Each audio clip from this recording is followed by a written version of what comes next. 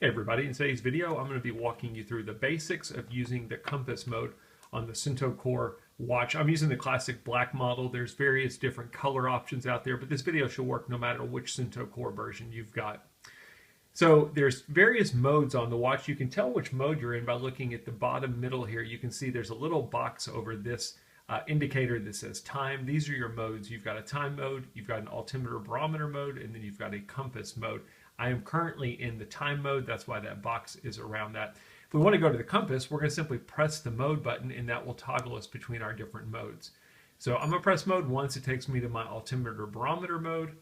Press again, it takes me to the compass. When you get to the compass, it's going to drop you straight into the compass. Now, the first time you use the watch, you'll have to calibrate the watch for your compass to work. It's really pretty simple. You're just going to lay the watch flat and basically turn it clockwise for a few minutes, and then your compass will calibrate.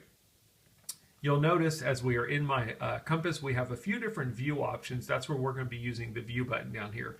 You can see my current time, and you can see the degrees right here. That's all we can see. Now, the one thing that you probably can't see too well is there's a little two dots over here, and as I turn, those keep moving. Those two dots are showing you your north indicator, so they will always point to the north, whereas the middle value will be showing you the direction that you're facing. You've got a little line up here on the screen that kind of shows you that. You'll notice as I turn it, it's changing my degrees, but the north indicator is always pointing to the north. Now, I mentioned that you can see the time. If I press the view, so this is a good time to talk about this. If you are in the compass mode, it will only keep reading the compass for a few seconds. I think it's a minute's time. You can see now it says start compass. It will leave you in there, but it will stop the compass after a minute's time because it's basically trying to preserve battery life. So you're out, you're navigating, you click start on the compass, it starts reading. After a minute, it's going to stop. You have to press start again to resume the compass. So I'm going to go ahead and press start, and you'll notice my compass starts again. If I press the view button, notice we have time. You can change that. So instead of time, I have a directional pointer. Still have my north indicator over here, but now I can see which direction I'm facing as well as the degree. So I'm facing south 177 degrees, and then you can see, which makes sense, the north is totally to the opposite direction. The other view you have is your bearing.